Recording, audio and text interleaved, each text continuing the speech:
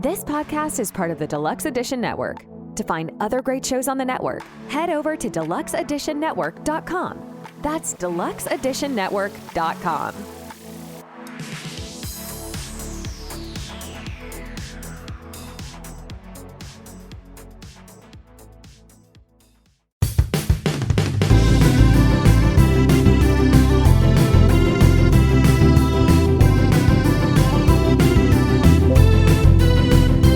If your friends are nerdy and you are nerdy too, I want to talk to you. Friends talking nerdy. This is the podcast making, public transit taking, kiss stealing, wheeling dealing, son of a gun, Tim the Nerd, welcoming you to another episode of Friends Talking Nerdy, part of the Deluxe Edition Network. Head to deluxeeditionnetwork.com to find out about all of the shows on the den. And seated next to me, we have the most electrifying professor in podcasting today, Professor Aubrey. How you doing? I am doing good, Tim. I noticed I have a name change. Yes, if I had known you were as vehemently against the other nickname that I had given you on the show, I would not have continued on with it for as long as I did. So once I heard you were not as enthused or it did not grow on you, I wanted to make it something a little more to your liking. That is so nice of you. I really appreciate that. Mm-hmm. And I do like the new Catchphrase. The most electrifying professor in all of entertainment, borrowed from The Rock. Oh, really? Yeah, he's the most electrifying man in all of entertainment. Oh. Speaking of, we were watching The Rock the other day. The WWE is gearing up on another road to Wrestlemania, and this year they've actually done something pretty darn interesting, and interesting in a way that's really got me intrigued as a fan. Basically, the previous Friday on SmackDown, Cody Rhodes, who won the Royal Rumble this year, which means, if you remember back to our Royal Rumble watch-through, which means that since he won, he could face whatever WWE champion he wanted to. People wanted him to face Roman Reigns, but he gave the impression that maybe he wouldn't because The Rock was there. Fast forward to a press conference in Las Vegas the week of the Super Bowl, so they were guaranteed to have a lot of people there. Mm-hmm. So they had a press conference, and Roman Reigns came out and said, Cody's taking too long, so I'm going to choose The Rock. And then The Rock comes out, and they do the Carl Weathers, Arnold Schwarzenegger handshake, to seal the deal for their match at WrestleMania. Uh-huh. And I'm being serious here. Like, they did the whole hand grasp and all their muscle showing and all that stuff. Like at the beginning of the movie Predator, which I don't believe you've seen. No. But it's more than likely it's been a meme plenty of times. Just the picture of the arms together. And I think if I showed it to you, it might be something that you've seen somewhere recognizable. But anyway, when that happened, Cody Rhodes came out and was not happy with the result. Now, granted, yes, this is storyline, folks, but, he ultimately came out and said, wait a minute, I did win the Royal Rumble, so I'm going to face Roman Reigns. And then he ended up saying that Roman Reigns' grandfather would be ashamed of him.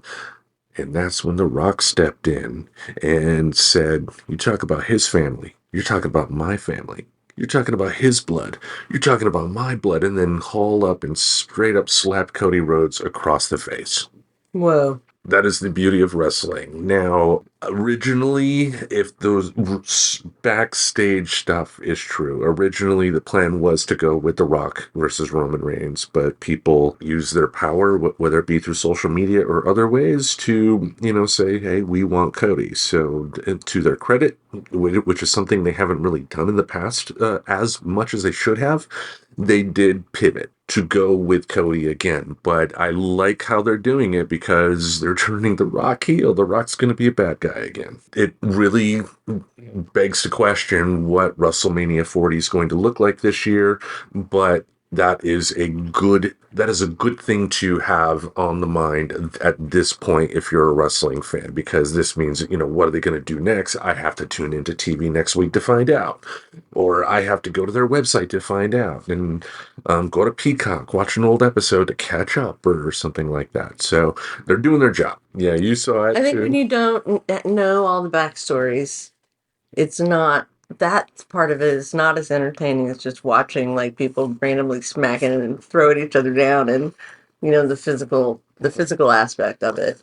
Wrestling, in a lot of ways, does kind of fall into the trap that comic books and soap operas have.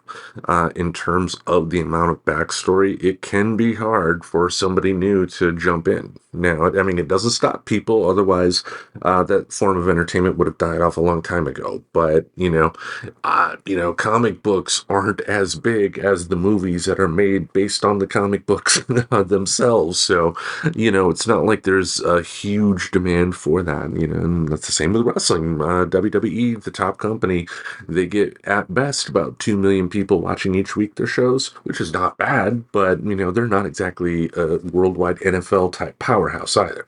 Anyway, that was my week. I'm a rather sheltered person. What did you do?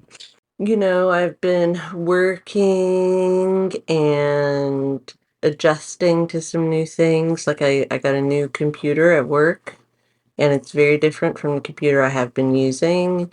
And so it's taking me a while to get used to that. You know that feeling where it's just like, I know it's a new computer, but I'm not excited about it because I have to do so much to get it back to the way that it was. Exactly. I mean, there is the setup. Comfort items, just Yeah. like where I like to put my cursor and make certain things happen. Yeah, because in your case, you're not exactly just getting a computer that was just picked up off the store shelves. We're talking a computer that was specially loaded by, your place of employment, with, maybe some proprietary software along the way. But something, at the end of the day, if you leave your job, this is going back to them. So, they have it purposed for their own. So it's not like you could restore from like a time machine backup or something like that. Yeah, no. So yeah, different setup circumstance compared to, somebody buying retail. Yeah, definitely. Yeah, and when I try to change things, it's like the administrator has changed this, and there's no option for me to change it, and I can't install any software. Oh, So like I wanted to make a video for my students, and we use this thing called Kaltura Capture. And so I went there and I was getting all ready and I started the recording process, and it was like, no, you have to install this software. So I was like, okay, I'll download the software. And then when I opened it and tried to move it into the application folder, it was like, you are not an administrator. So I was like, I'm not going to be able to do anything. were you able to contact tech support? I did. I believe I had an email with him saying I needed admin privileges because I also can't install my printer. There's so many things that I cannot do. And I know they've given it to me at least once before. Yeah, I mean, yeah, you're not going to be, downloading like torrents off the internet or anything like that. So, to your point, to be able to get this to a point to where it can fully function in everything you need to do for your job, you kind of need that. And you're right, they have given it to you before. They could give it to you, do that, and maybe change it on their end, after a day or two or something. But they have to give it to you to be able to install that stuff. Yeah, agreed. 100%. So anyway, that's my latest work complaint. I've got a new one every day, it seems. Yeah. Well, that's why I'm here, to make sure you come home to a nice, well-cooked frozen pizza. Yes, we do have this frozen pizza tradition on the nights that I teach. Mm-hmm. Anyway, speaking of work, those dogs. Mm. Yeah, it's funny how they beg for attention. Mm-hmm. So like when I walk through, there will be, the usual ones that guard me want to be the first one to meet me, like, oh, hey, how you doing, buddy? How you doing? How you doing? Type of deal. And then from there, all the dogs want to come up and like sniff you and rush you. They're barking at you. It's loud, but you get them to stop. And then throughout your shift, what'll happen is like you'll get like there's this one dog. This is a liver spotted pointer dog. Ooh. Comes up and with it puts its front paws on my chest and then just looks at me. And then when it does that, all the other dogs think, I need to get some of that now. And then they push the one dog out of the way and they're like, me, do that to me, do that to me. And then they're like pushing each other all over. All trying to get you put their paws on your chest. Something like that, yeah. Even the small, tiny ones. Just like, but it's not just on the chest or whatever, but it's just, like some will do that and some will just want my attention. So I pet them. Uh-huh. And type of deal, but it's funny how they will literally step over each other and step on each other to get a human's attention and affection. Yeah. I mean, that must make it's good for your self-esteem to have so many other creatures, cute creatures who are just willing to enter themselves, to get close to you. Yeah, I go to work every day like, I'm no meteorologist, but I'm pretty sure it's raining bitches. I gotta tell you, that has been one big perk of the job, being able to deal with those animals. Again, it's not how I would really want to in terms of, being able to, throw a ball and play with them and all that stuff, because when you're working with 60, 70 dogs, you can't do that. Mm-hmm. It's all about making sure you keep the energy kind of low-ish. They can have their fun, but not too much because that can get them all riled up. Mm-hmm. And I got injuries to prove it. Yeah, you do. Yeah. So, but working with them and I'm the one that closes the back down with the dogs, and being able to be there with like the last couple of the night, and most of the time, the last couple of the night are usually the more active, extroverted dogs, but they've also been there longer during the day, so they're getting tired, and they're like, you're okay, mister, but do that thing you do where you let us out and we just magically go. Because they think I have that power too. Like you'll have some dogs that, will like look at me and start barking and I go, what? And then they just turn around and run to the exit gate. Thinking they've got me to finally understand that I can use my magic power to make their parents appear. Oh, those poor puppies. But that is the beauty of what I do, really. I, for the most part, am able to, keep most of them, at the very least, distracted. Some happy, even happy in terms of the ones that don't necessarily want or are scared of any sort of attention. They got a couple really, really shy ones, and I look at them each day and I go, I get it, buddy. I do. I am you at parties. The only reason I've had sex is pity. Thank you. So that is my work circumstance here, folks. But I did do something good this week. What'd you do this week that was good? Yes, I mean, you know the story already, but we're pretending you don't so we can have a conversation type thing going here for the audience at home.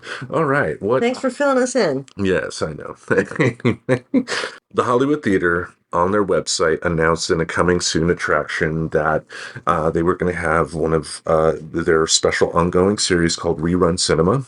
And what that, if you don't live in Portland, Oregon, that is Greek to you. So let me explain. The Hollywood Theater is a local independent theater here that on occasion will have first run films, but a lot of times, it's classic films. It's a place dedicated towards film history. And with Rerun Theater, they have a couple of hours of selected programming of television or music videos that they show based on the theme. And go from there, and we've recorded at the Hollywood Theater before. So, I mean, we both love that place. Yeah. In the Rerun Theater for their event on February 28th, and if my math is correct, as we record this, we're about a couple of weeks away from that. But by the time this episode is released, it's going to be, I believe, well into March. But Again, February 20, I'm a great host. February 28th, they had an event there, the Rerun Theater, that was going to show some episodes of Sanford and Son, Good Times, and What's Happening. And in the description of the event, they only named Norman Lear. Eric Monte was not mentioned. And if we go back to episode 337, I believe, in Friends Talking Nerdy, or most importantly and much more eloquently, Dara Star Tucker on TikTok, who had a great video detailing the story. We know Eric Monte created Cooley High, which inspired the show What's Happening. He created Good Times. So I sent an email to it was the contact us link at the Hollywood Theater website. Let's be honest here, but I sent them an email and was just like, "Hey, this, I wanted it not to come across as like, how dare you?" So I was just like, "Hey, I just found this information out recently myself about Eric Monte. He is the creator of Cooley High and Good Times and whatnot. He should be recognized for that work. Could you please put his name on the website on the description there?" And they wrote an email back stating, "Hey, we didn't know that ourselves. Thank you for letting us know. It is now on the website." Hey, wow. That's great. That's a little bit of activism that paid off. Exactly. I mean, if you have the ability, and I'm patting myself on the back here, folks, but I don't want to sound like sarcastic, or the reason I did this was for me to pat myself on the back. It's at the end of the day, if you have the ability to do something better for somebody, you do it. And all Eric Monte in the interviews I've heard at this point just wants to be known for it is that he created it. Yeah. And because of how important, Good Times, Cooley High, and whatnot were to African American history, having them only be linked to Norman Lear is a shame. Yeah. Definitely. And again, like we said on the episode, Norman Lear does deserve the credit for, his part in putting those shows on the air, because television is a collaborative medium, but Eric Monte created it, Yeah, I mean, anytime there's a initial character or world or, that sort of belongs to the person. It does. I mean, but that's a tricky thing. The entertainment business, focus on the word business. Norman Lear treated it like he worked at an auto parts factory, and one of his employees ended up making a new invention for a car, but because he did it on work hours, it's the company's now. Mm-hmm. Maybe probably the first example that came to my head, but it seems to fit. Yeah, I mean, now, like, that's true in my workplace as well. Yeah, innovating at work, not a good idea, folks. I mean, it's very similar to how Motown operated, isn't it? As you're referring to the History of Motown documentary, Hitsville, that we were watching before recording here. Fascinating documentary. Very good. Very well done. Yeah. Barry Gordy set up Motown as like a conveyor belt, an assembly line. Yeah. So kind of, to your point, Smokey Robinson was one of the people on the assembly line. Barry Gordy still owned a business. It sounds like from what we're talking from the documentary, though, it got to points to where, like Stevie Wonder, for instance, in the 70s, said, "If I stay at this record label, I control all of my creative output." And Barry Gordy was like, "Okay," and that's how we got Songs in the Key of Life and stuff like that. Yeah. But I do get your point, because it's one guy, head of the company at that particular time. Motown was sold to a bigger conglomerate and all that. But yeah, and if Smokey Robinson wrote it, Smokey Robinson, I believe, got publishing rights, but Motown got the majority of that money. Gotcha. I just wanted to bring this up, not again to pat myself on the back here, but to say the Hollywood Theater did the right thing. I really appreciate how quickly they responded to my email and made the change on their website. Because again, if Portland, Oregon is going to represent something to this country, I think we should push and prod this city to live up to the standard that they're trying to give to the rest of the world. You think that we should be more like what the rest of the world thinks we are? Yeah. Yeah. Which means if you see something, it's as small as credit, and small is a relative term, based on who it's towards. But at the grand scheme of things, yeah, it was just something on a website advertising a special movie event, and they made the change. So good for them. Yeah, and good for you. Oh, I will pat myself on the back. Way to go. Yeah. And timely, because we've just had our episode about that. Yes, not too long ago. So go back in the archives, episode 337. But how about we send it over to one of our friends at the Deluxe Edition Network to let them tell our folks about their show. Let's do it. All right. Hang tight, people. In a world where podcasts have become bland and stale, one podcast dares to stand above. Barrel Age Flicks Podcast. We're reviewing drinks, breaking down movies, busting each other's balls. And we're big in Hong Kong. Barrel Age Flicks Season 4. It's in the bottle. Yeah. Available on Spotify, Apple Music, Audible, iHeartRadio, TikTok, YouTube, Patreon, and OnlyFans. Each and every year, the Rock and Roll Hall of Fame announces their nominees for induction into the Rock and Roll Hall of Fame, and each and every year we have a great episode to bitch about their choices. Yeah.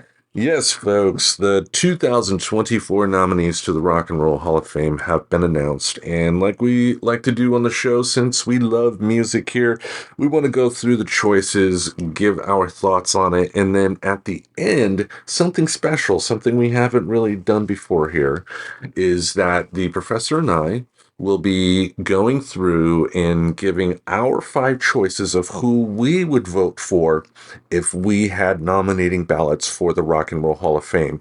Not who we think will win, because that could be a different story here, but who we want to win based on the list this year. Yeah, absolutely. Let's do it. All right. You're like, get to the... I'm really excited about it. Yes. Okay.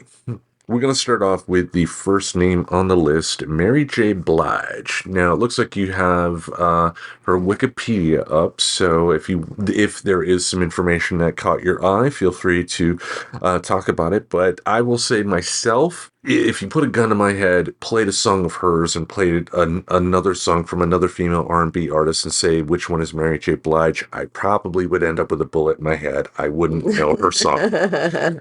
But having said that, I know she's had a long career. When she debuted, she wasn't making the type of music that I was going to search out. And I think the answer is still the same. But that doesn't mean she's not, hugely influential in her genre just because I'm not a fan. What do you think? Yeah, I mean, I think she's known as the queen of R&B, the queen of hip hop soul. So she's obviously been tremendously influential, particularly on other women artists, because she sort of paved the way for, particularly in the hip hop context, a serious woman performer who was prolific and just she won so many awards, so many Grammys and Billboard awards and Golden Globes and Oscars. They should give her a damn Tony. They should give her a Tony. So anyway, she's obviously super cool. Not much more I can really say, like I said. I mean, So how about we go on to the next one? I think we're both going to love this choice. This next nominee for the Rock and Roll Hall of Fame is Miss Mariah Carey. Oh my word. I'm more familiar with her music, but she's like a 90s Whitney Houston, minus the crack. I mean, I just have always hated the the vocal Olympics. Yeah, the see how high I can go in a sort of really annoying way. It's a type of singing that either is going to work really, really well for the audience that enjoys it, or not so much for us jaded folk. All right, how about we move on to the next one here? Yeah, let's do it. I'm surprised she's not in with the original band that she got famous for initially. Cher is nominated, I believe she may have been nominated before, but obviously as a solo career, she's not in. I got no problem with this. While I'm not going to proclaim to be the biggest Cher fan in the world, but the Turn Back Time song was catchy. The auto tune, Do You Believe in Love? I still enjoyed that song. Yeah. I even had a little fun social experiment with you when I told you the age of her current boyfriend, and you were like, "Yeah." Maybe not as dramatic, but I absolutely love Cher. And she's another one that is just so talented as an actress, as a singer, as a whatever. Her solo work, I think, is much better than the Sonny and Cher stuff.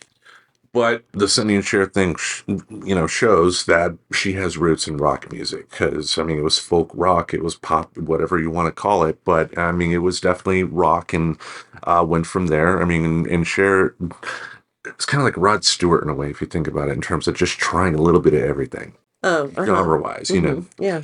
But good choice there. Next one, though, I think you're going to detest. The Dave Matthews Band. Oh my God. I can't believe anybody thinks they deserve any sort of award other than the shut up, I'm tired of listening to you in my 90s dorm room nightmare. Yeah, we did have one of the people that follows the Friends Talking Nerdy page say that their vote would be for the Dave Matthews Band, so they do have an audience. To your point, I agree with you in terms of their reception, I guess. For me, it wasn't even that I didn't like them. In fact, I did like them when I first heard that like one with the dancing song on it. Tiny somethings dancing. Anyway, when I first heard it, I loved it, and I was very into them, and I would tell people about them, and not a lot of people knew about them. But then all of a sudden, everybody knew about them, and he was just making album after album after album that sounded exactly the same. Because the experience is the concert, man. They're the 90s Grateful Dead in terms of, them, Fish are one of those just jam bands. Yeah. So maybe it is a different experience and you would go and enjoy it more. But yeah, to me, they just always seemed like the upper class white guy at college with a guitar singing to the ladies, before next class or something. Yeah. Just not for me, not enough lead guitar solos or explosions or boobs, No. Very little of that. Yeah. All right. But a lot more sewage dumping into from a bus over a bridge that landed into a boat. True story.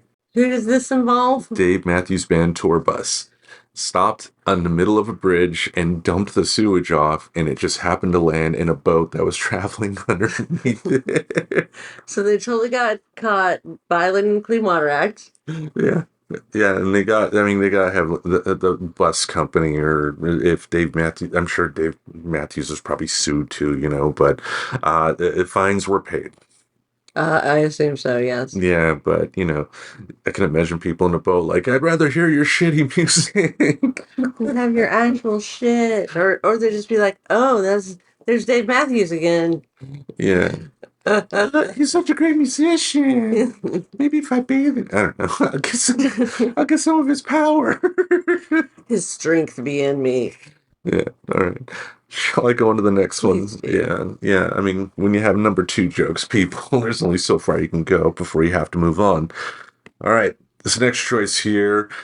In recent years, the Rock and Roll Hall of Fame has gone out of their way to acknowledge hip-hop. And in this case, Eric B. and Rakim are nominated on the list. I'm familiar with their names. This is another situation where I'm not familiar with their music, so I can't myself really say up or down whether this would be something I would choose if I were familiar with their music. So definitely leave it to there. But what do you think? Yeah, I was just going to look at I want to understand how to pronounce his name. Do you know it's Rakim for sure? Yeah. and he is in Wu-Tang. Came from the same area, though, so they, may have more than likely have been an influence or probably even more, but I don't think they were in, either one of them were in the Wu-Tang Clan. Because they were, their first big, their years active, their initial years active were 86 to 93. Oh, okay. And Wu-Tang came like early 90s. So, yeah. Not familiar with that band if you haven't already guessed. Yeah. Not familiar. All right. Shall I go on to the next one? Yeah, let's do it.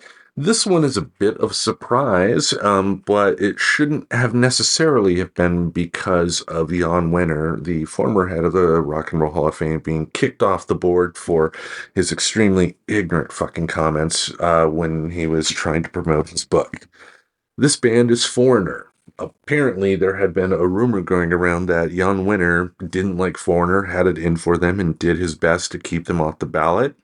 Jan Wenner, and I'm going to be fair here, has been on record stating he doesn't know where that rumor came from and knew a couple of members of the band and were friends.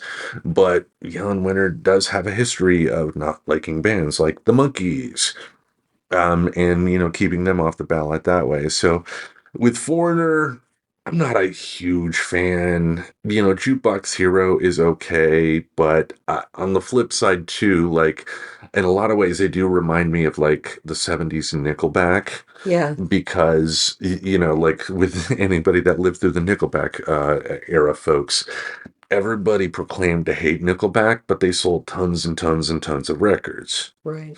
And Foreigner, is kind of in that group for me, because you don't have too many people that, are, flag waving Foreigner fans these days. No. But that's not to say that they don't have their place in rock history. I mean, like, how many people have saying, "I want to know what love is" at karaoke? Mm-hmm. That's a good karaoke song. I should remember that. Oh, there you go. The show has more benefits for you. Yeah. All right. The next one here is also another artist that has really mysteriously been kept off the list. Peter Frampton. Ooh, baby, I love you way. Yeah. Frampton Comes Alive was his biggest hit. Even though it was a live albums typically aren't the ones that break a band, but if they do, great. He was also in the band Humble Pie. Humble Pie was a decent band, but, not every band is going to stand the test of time. Let's put it that way. They were a perfect early 70s hard rock blues type band. Oh. Serviceable music, but yeah. Anyway, so but for Peter Frampton, though, like Serviceable. That's what you want your music to be, is serviceable. But Peter Frampton has been active in the music industry for a long time. Sgt. Pepper's Lonely Hearts Club Band movie, him and the Bee Gees were the stars. He's also done a lot of session work. He was a part of Ringo Starr's All-Star Band for a while. Nice. He's been in movies like Almost Famous. The Cameron Crowe one. Had a funny part on The Simpsons to where Lollapalooza came to town, but Peter Frampton was with Lollapalooza, and there was one point to where, like, "Where's my symphony? Did Cypress Hill take my symphony?" And they took a symphony and and did their own song with it. So he's definitely got a sense of humor, and I think one reason probably why he's on this list is that he has, I believe, either Parkinson's or MS. And while he's currently touring, this is his last tour, and he, can really only play if he's sitting down. So, he can't even really stand up anymore. So, yeah, I mean, we haven't gotten to our, our final choices yet. But, Peter Frampton, nice to see him on the list. Yes. The next band here, I haven't said this band's name in a while. One of the early show catchphrases, Jane's Addiction. Perry Farrell. James, yes. Going back in the well, folks. Alternative hard rockish type of band. They did have a hit, Been Caught Stealing, but they were not necessarily ones that were going to have hit after hit after hit on MTV. No, it was the alternative rock in the 90s. Yeah, and by the time Nirvana hit it big, I think, they were breaking up, and Perry Farrell was moving on to Porno for Pyros and starting Lollapalooza, speaking of that again. Right. Yeah, so definitely influential. Dave Navarro went from playing guitar in Jane's Addiction to going to the Red Hot Chili Peppers to being the creepy host of the Ink Master show. I actually know somebody that got a tattoo on the Ink Master show. It was Van Gogh's Starry Night on her back. And, she talked that she was a little creeped out when Dave Navarro, was in in the set where they were doing the tattoos and just looking at her while she, had her shirt off and they were doing that tattoo. All right. The next choice here, I remember each summer as a kid in the early 80s loving June because in Grand Rapids, it would be the Festival of the Arts, one of the first publicly funded arts festivals in the country, which we can thank Gerald Ford for. Gerald Ford for the longest time was a majority leader of the House of Representatives, and, we know history from there. But every year, the early 80s, I would hear the song Celebration from Kool and the Gang, and if I hear that now, it reminds me of summer in Grand Rapids.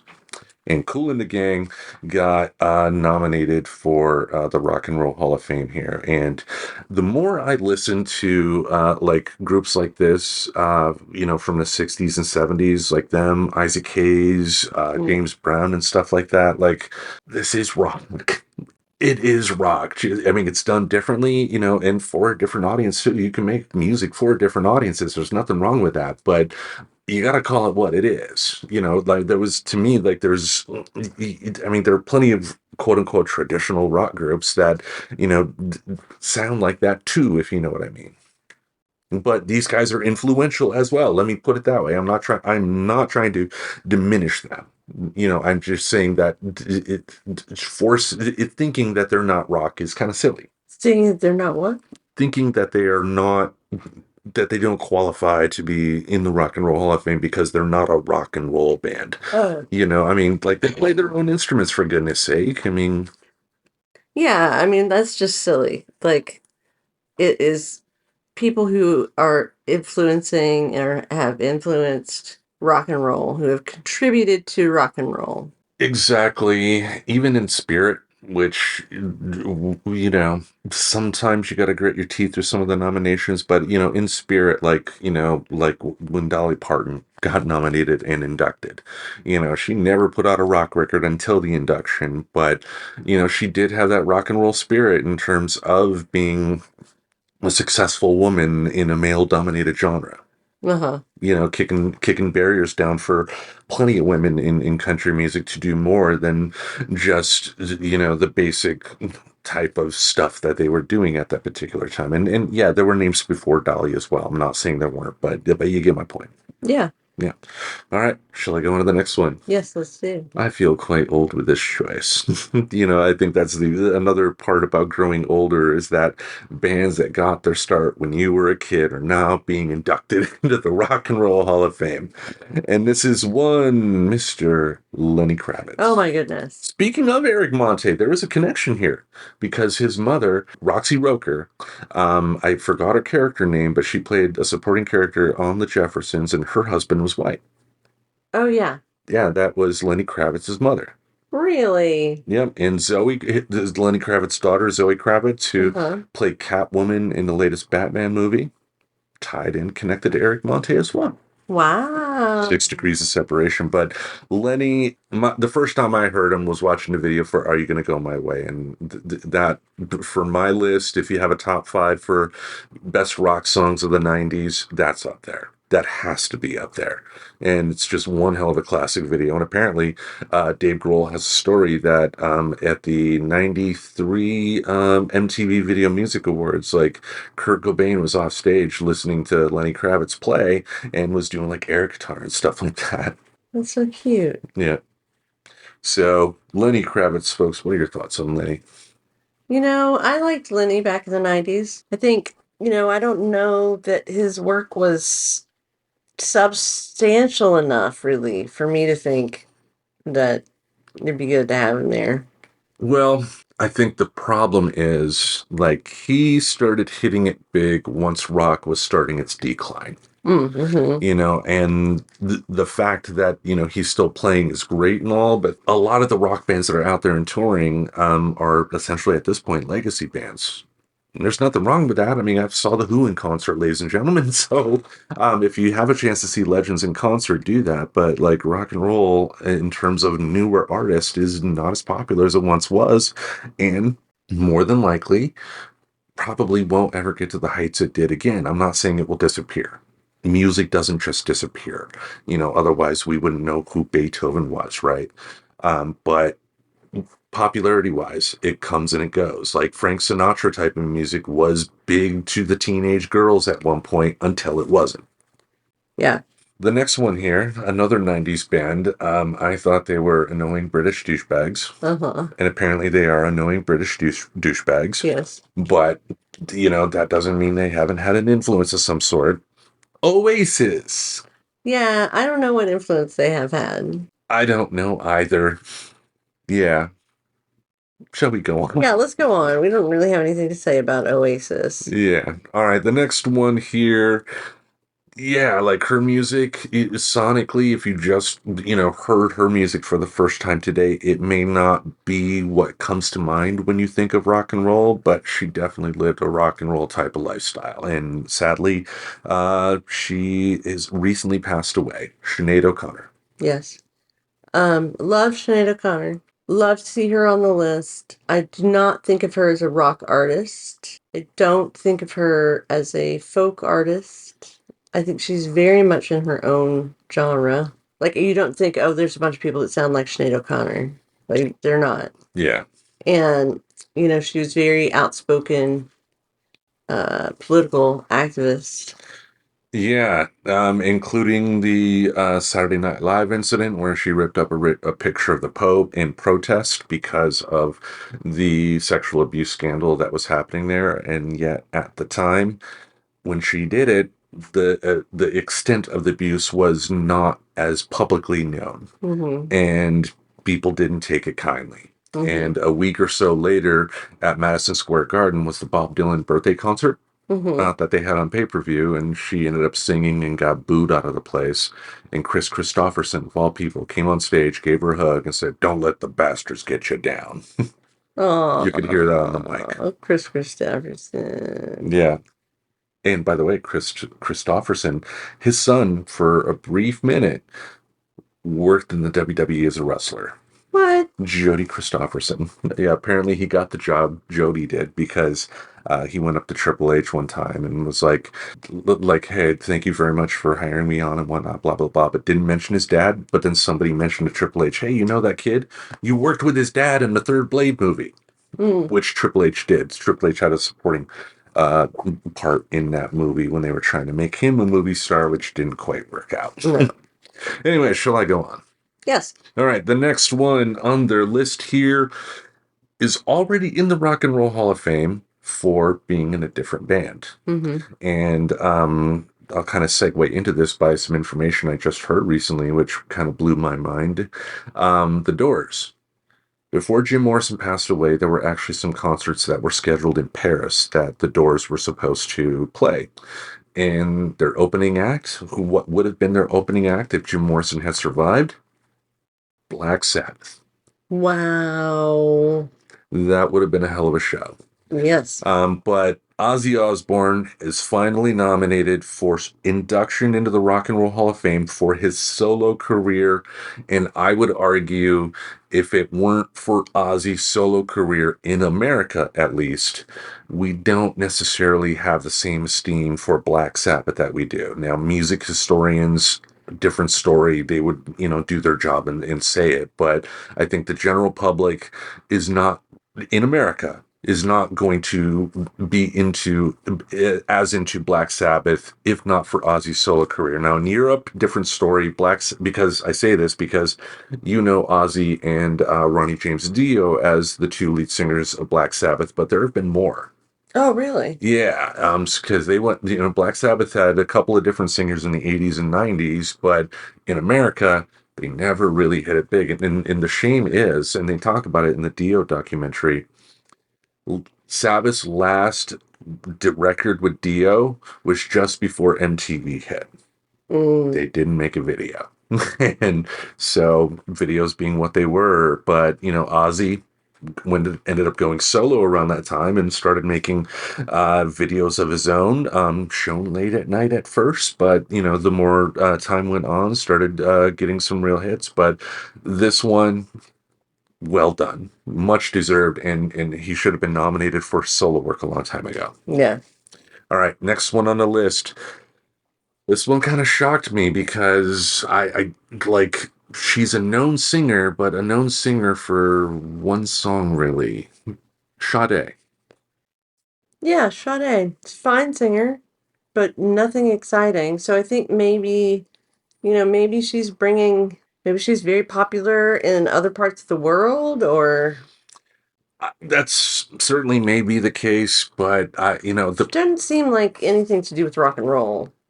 which hasn't stopped them before. But yeah, to your point, she's a known name, yes, but for just one song, really, and that's not a bad thing. I'm not trying to say she should be ashamed of her career or anything like that, but to be in an institution like a Hall of Fame, you have to have something really to back it up. And her, compared to even Mariah Carey, doesn't really add up if you want to, compare apples and oranges on this list.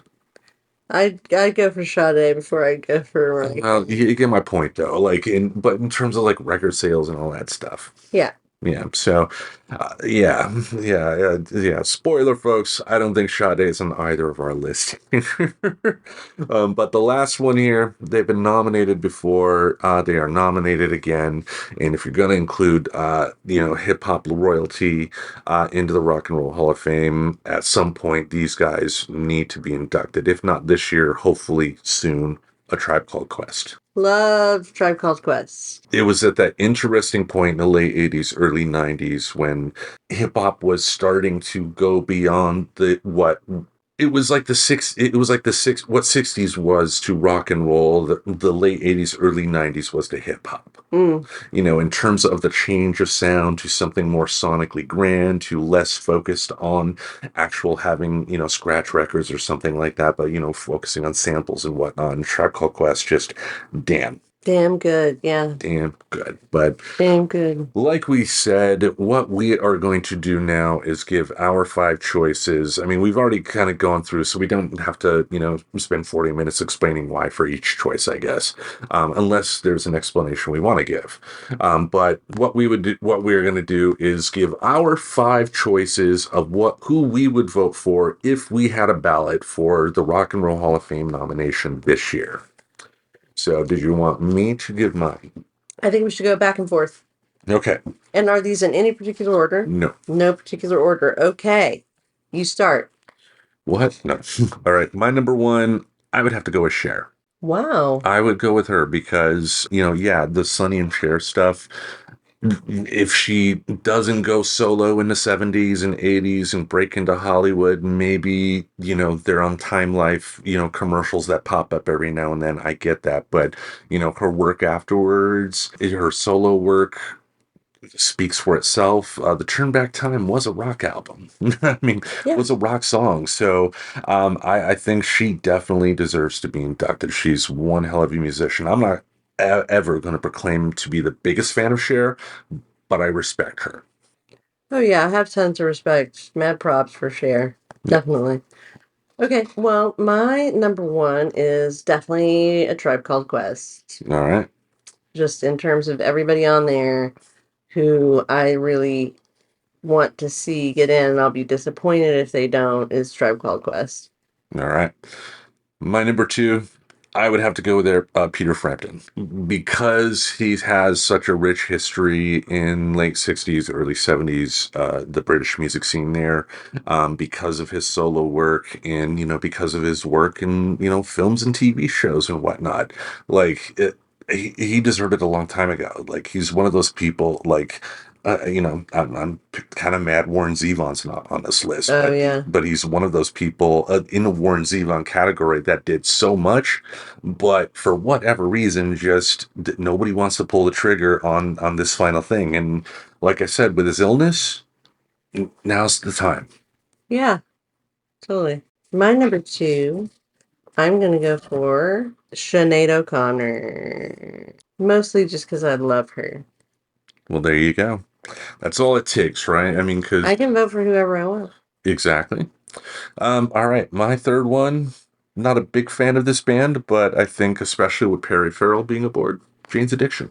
Really? There are a number of bands that, count, Jane's Addiction as one of their inspirations. And again, I think Perry, especially because of Lollapalooza.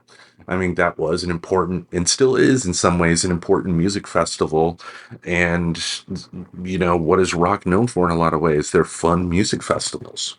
Mm-hmm. So in terms of, his work in rock history, I think Jane's Addiction definitely deserves it. Okay. Well, my number 3 is Ozzy Osbourne. All right. No, I mean, I don't even need to explain it. Like, he's the classic type. He's been around for forever. He's wildly influential on all kinds of people. It's a no-brainer. Exactly. All right, I'm going to go to my number 4. And there's a reason I'm not commenting after you, so you'll get it. Spoilers, folks. My number 4, Lenny Kravitz. Some people probably think of Lenny Kravitz like you think of Sheryl Crow. Mm-hmm. I get it. But for the types of songs that, really attracted me to his music at first, he's a great rock musician, but, like Steve, going back to the Motown documentary, like Stevie Wonder in a lot of ways, is able to kind of fluidly dip into other genres as well. Mm. And yeah, he definitely deserves it. I mean, in ways, yeah, it does feel odd stating he deserves to be inducted, because to me it still feels like 93 when Are You Gonna Go My Way first came out. Are you gonna go my way? And that, and the fact that he looks the damn same today as he did in the 90s. As does Lisa Bonet, his wife. Ex-wife. Oh, they got divorced.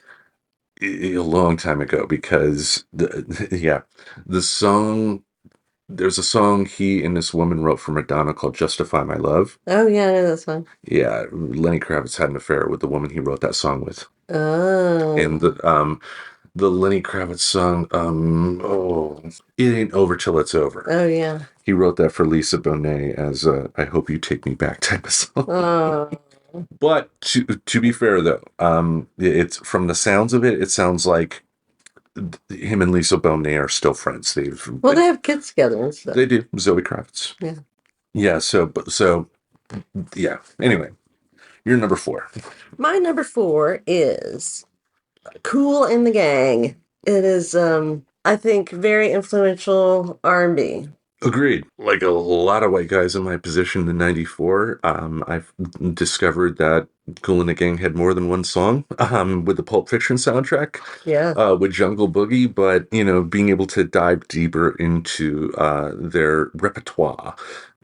Yeah, they are definitely deserving. But they're not going to be my number 5.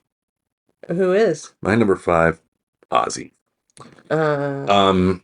Like I said, for what he did to keep the Black Sabbath name alive in a lot of ways, with his solo career in America, speaks for itself. And also his solo career just got better and better and better over time.